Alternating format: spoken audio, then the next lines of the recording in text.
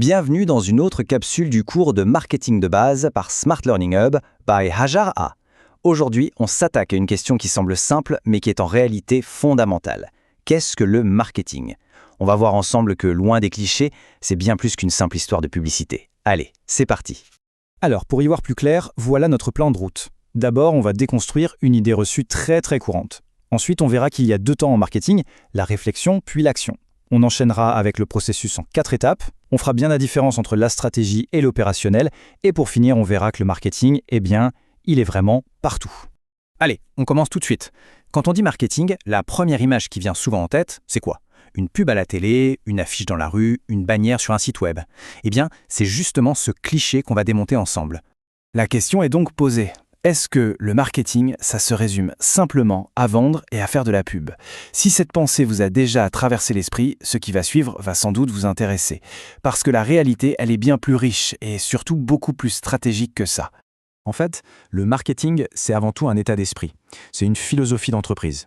L'idée, c'est que toute l'organisation, du service de production jusqu'à la direction, doit être entièrement tournée vers une seule chose, la satisfaction du client. Le client est au centre de tout, absolument tout.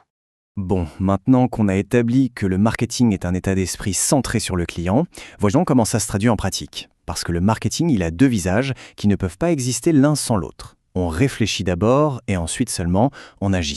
Et pour ça, on a deux concepts. D'un côté, il y a la mercatique. C'est la partie cerveau du job. On analyse, on prédit, on étudie le marché. De l'autre côté, on a le marchetage. Ça, c'est la partie bras. C'est l'action concrète sur le terrain avec les fameux 4P dont on va reparler. C'est un peu comme un architecte qui dessine les plans et l'entrepreneur qui construit la maison. L'un ne va pas sans l'autre. La mercatique, c'est donc un vrai travail d'enquêteur. On cherche à comprendre ce que les gens voudront demain, mais aussi à détecter les besoins qui existent déjà aujourd'hui et qui ne sont pas satisfaits. C'est cette phase d'étude qui permet à une entreprise de ne pas naviguer à l'aveugle et de proposer quelque chose qui a une vraie chance de fonctionner. Et une fois qu'on a bien réfléchi, on sort la boîte à outils. Les fameux 4P du marchetage. Le bon produit, au juste prix, disponible au bon endroit. C'est la distribution, et avec la bonne communication pour le faire connaître. C'est la recette de base. Mais attention, le secret, c'est la cohérence. Ces 4 éléments doivent former un tout harmonieux. D'accord, on a la théorie, on a les outils. Maintenant, comment est-ce qu'on organise tout ça de manière logique et structurée? Il existe une feuille de route, un processus en plusieurs étapes. Ce processus, il est simple et logique. D'abord, on analyse, on fait un diagnostic du marché et de l'entreprise. Ensuite, à partir de cette analyse, on définit une stratégie. Puis, on passe à l'action, c'est la mise en œuvre avec nos 4P. Et enfin, étape absolument cruciale, le contrôle. On mesure les résultats. Mais le plus important à comprendre, c'est que ce n'est pas une ligne droite, c'est une boucle. Les résultats du contrôle vont nourrir la prochaine analyse et le cycle recommence. C'est une amélioration permanente. Faisons un petit zoom sur 2 moments clés de ce processus, la stratégie et l'opérationnel. Pour faire simple, c'est un peu la différence entre le quoi et le comment. C'est décider de la destination du voyage, puis choisir la route et le moyen de transport pour y arriver. Le marketing stratégique, c'est la vision, le long terme.